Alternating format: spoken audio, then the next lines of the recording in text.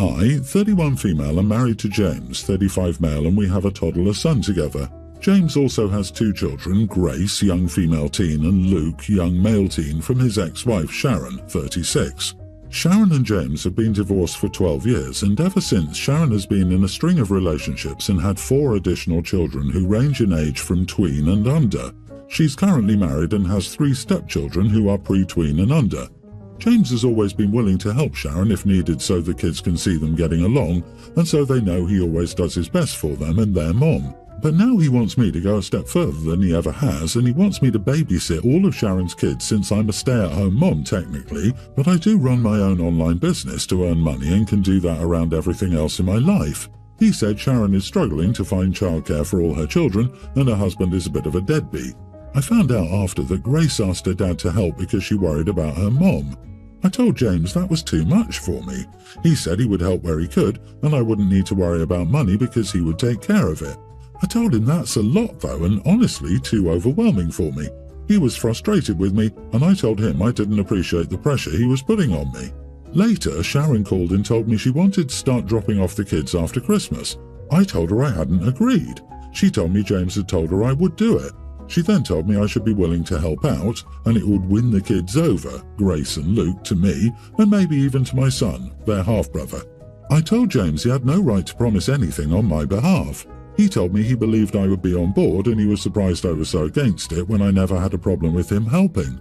Then he asked me to give a reason why I couldn't help with getting someone in to help me take care of the kids.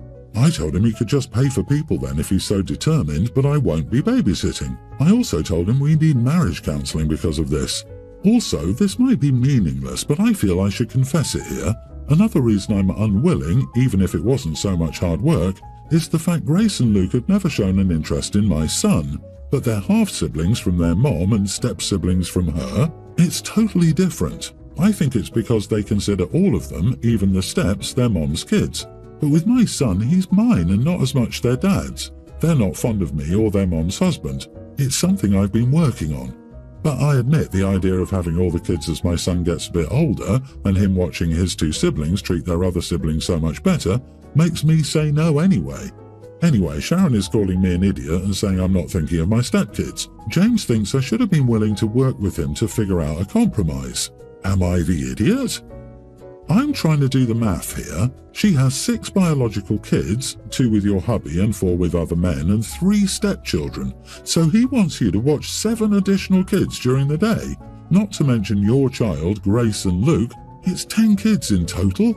I'd say no for the sheer chaos that would cause. Also, you work. Stop calling yourself a stay-at-home mom. You work from home with a flexible schedule and keep reminding your husband of that. Yeah, you'd be watching 10 kids in total, right? What the heck? That's not a reasonable request. In an emergency situation for one day or evening, maybe, and only if you're up for it, but regular daycare doesn't even allow that many kids with one person. It would also bother me greatly that your husband goes that far to help his ex. I get he's probably doing this for the benefit of his kids, but this is taking it very far. You are not the idiot. His voluntolding you is a big problem in your marriage. Watching 10 children along with your own while working from home is not feasible in any way, shape or form. Be sure to tell both of them in text that if they drop the children off, you will call the police. Go to your support system since James is not it. This is not a "can you watch my kid for me for a few hours?" It's "can you set up and run a full-blown daycare for me for free?" And Jesus, can you imagine the cost of food too? I'm a guy and I'm honestly going to tell you, your husband has agreed to this because he knows he won't be the one doing the main heavy lifting of all these kids, apart from throwing money at it. He will only do the bare minimum of anything with all the kids, I guarantee you. Are you sure your husband isn't sleeping with her? Because that is the only reason I think anyone would even propose this bizarre scenario.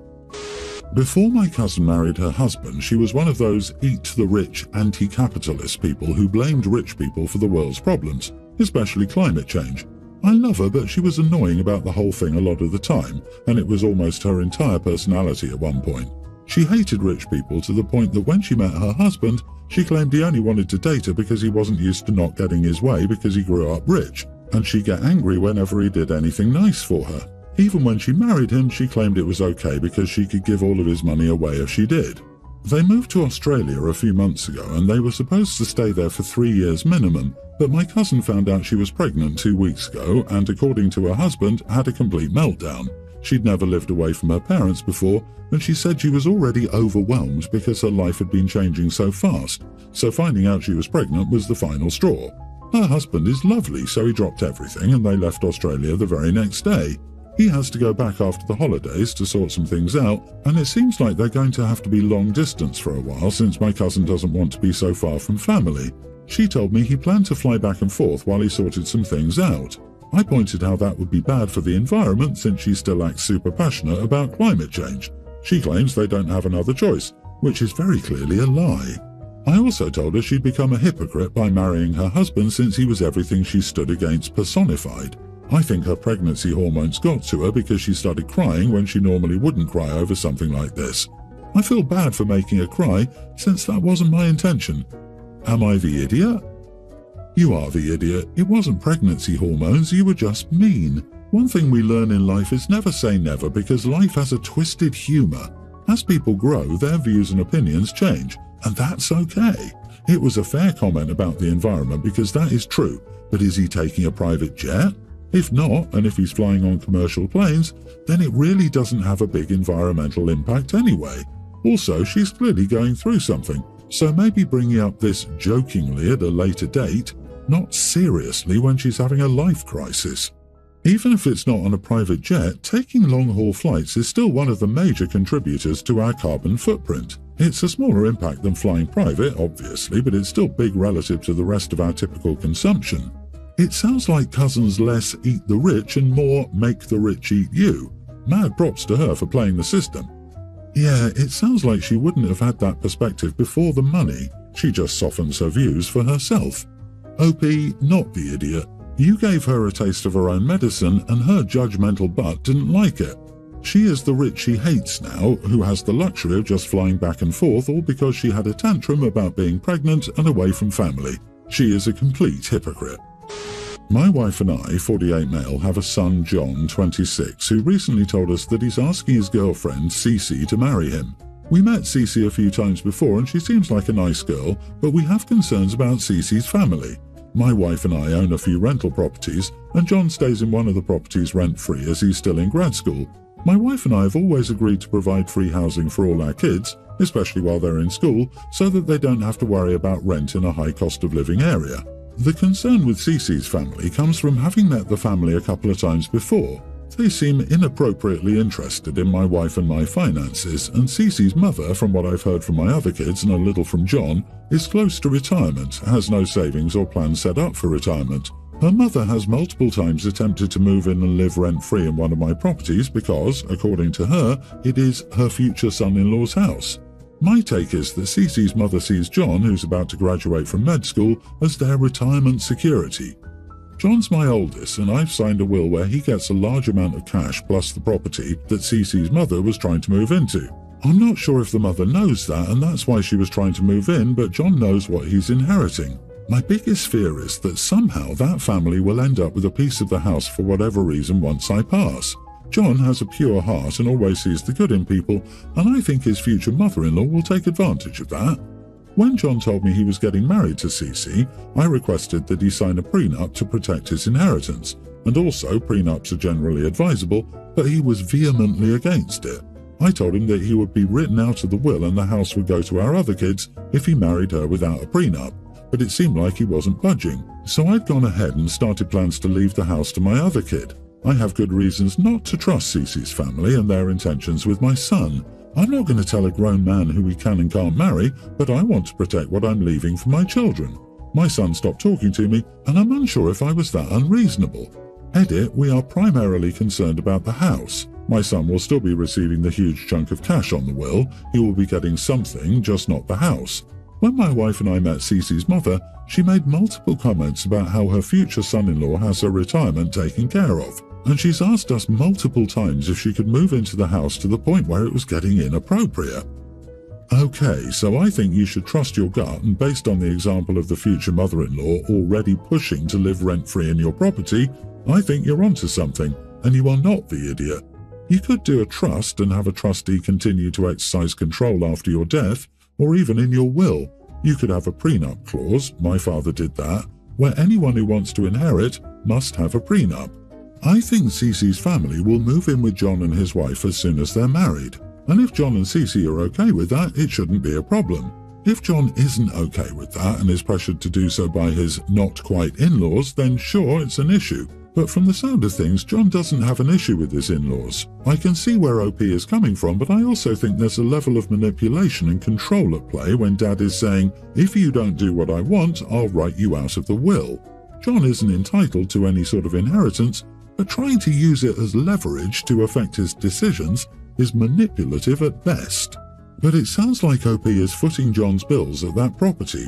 Maybe I'm just making a wild assumption here, but if OP has housing costs taken care of to help the kids with their bills while in school, it would stand to reason that utilities are included. If I were OP, I wouldn't want to pay any bills as part of someone else's retirement. Trust your gut.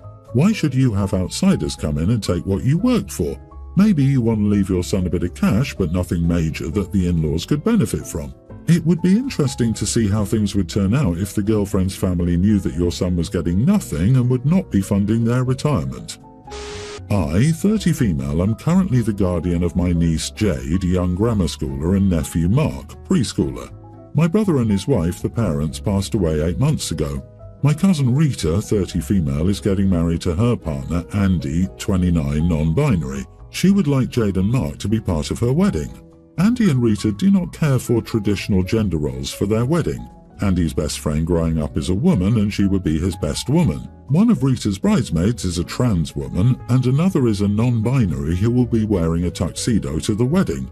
Andy and Rita asked me if Mark could be the flower boy and Jade the ring bearer instead of the traditional roles. Mark would still wear his little tux and Jade a taffeta dress. I believe if it's not too crazy, whatever the couple wants at their wedding they should get. I said yes and everyone was happy.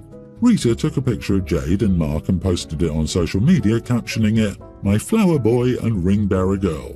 A few hours later, after the kids and I got home, I got a call from Zoe, my sister-in-law's mom, and the kids' grandma. Zoe and Rita were Facebook friends because their workplaces collaborated once, so she saw the picture of Jade and Mark. Zoe blew up at me, telling me Jade and Mark cannot take up those roles. She said they would just attend the wedding as guests if they were not the flower girl and ring boy. She said all this gender-fluid hogwash would come back and bite society later, and she wants her grandkids away from the drama, and neither Rita nor I had the right to place her grandkids amid this gender nonsense. She said Jade and Mark have the right to be protected and keep their activities and participation to things that are gender appropriate. I personally think Zoe is ridiculous and needs to chill. So, am I the idiot? Not the idiot. Zoe is ridiculous. What little boy wouldn't love to walk down the aisle throwing things at people and making a mess? Heck, at 4, that would have been my son's preferred role at a wedding. Walk down the aisle carrying a pillow or throwing flower petals. No brainer there. I think Zoe has a point. Everyone knowing that touching flowers before the age of 5 makes little boys like floral design, and from there, it's just a matter of time before he's gay, and nobody wants that. Good grief, Granny, get a grip. There is nothing gender-specific about carrying either a ring or some flowers. Both these tasks can be done by someone of any gender. The deal with my kids was I would pay for basically all of their college if they got good grades, graduated on track for their degree, and held a campus job. I also made it clear if they drop out, I will not pay them to go back, even if I have the money. My son did great. My second oldest did great also. My third kid did not. She was struggling, so I got rid of the requirements of a campus job and let her focus on her grades. She failed and admitted to not attending class or doing the work. A lot of other factors went into it, but the plan is that she will take a light semester next semester and live at home. I thought we had an agreement until today. She told me she got into another college and wants to go there. She would have to pay full price for this college. The one she's in at the moment is a good college that has given her scholarships. The new one is a branch state school known to be a party school. It's also far away, so she can't live at home. So she will be spending twice as much, won't be at home, and it's a party school. I told her it would be a waste of my money to send her to that school. She can go, but she will need to take out loans, and my financial help ends. This started an argument about me controlling her life, and I'm a huge jerk. Her siblings also got involved and called me a jerk for holding the money. That I never did that to them, but they were responsible and she isn't. She just proved that this year. Not the idiot, but I don't understand why you think her current school will continue to give her scholarships. I wouldn't say no, I'd say not yet. Tell her she has to succeed for a couple of semesters as a commuter before you reconsider other schools. You're not controlling her life, you're giving her a choice. She can stay nearby and have her tuition paid. She can go to the other college and pay for it herself. Your position is absolutely reasonable. She's already done poorly once, so why would you spend more of your money to send her to a party school far away with no way to help her be accountable? I don't know why, and maybe I'm being unfair, but I can picture your daughter at the college she wants, going to parties instead of classes, getting pregnant from a jerk or someone she doesn't know to contact after, and coming back home for you to financially support her and the baby. You're not the idiot. Unfortunately, you have a very immature, entitled and irresponsible daughter.